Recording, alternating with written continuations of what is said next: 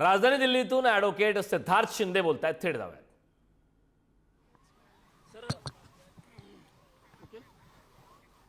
राष्ट्रवादी काँग्रेस पक्ष आणि चिन्हाबाबतची देखील सुनावणी कोर्ट नंबर 3 सूर्यकांत यांच्या पीठासमोरच होतीये.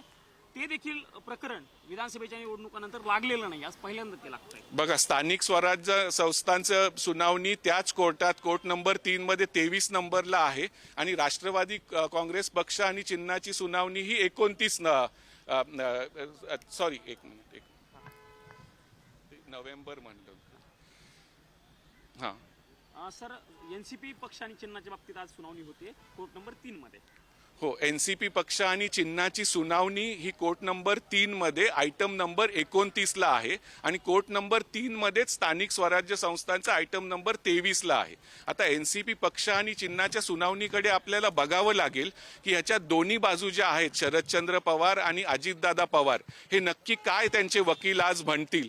कारण पक्ष आणि चिन्हावरचा दावा शरद पवार यांनी अजून सोडलेला नाहीये आणि राजकीय जी चर्चा चालू आहे राजकीय वर्तुळात, त्याच्यात आज आपल्याला समजेल की कोर्टात दोन्ही बाजू कशी बाजू मांडतात कोर्टात, त्याच्यावर आपल्याला अंदाज येईल की नक्की ह्याच्या मागे पण काय आहे का, किंवा अजून पण पवार साहेब हे पक्ष आणि चिन्हासाठी तेवढेच जे आधी जिद्दीने भांडत होते ते करत राहतील. आता हे मॅटर पोहोचेल का नाही त्याच्यात परत शक्यता कमी आहे, पण आपल्याला 4 वाजता समजेलच की ह्याच्यात पुढे काय होईल.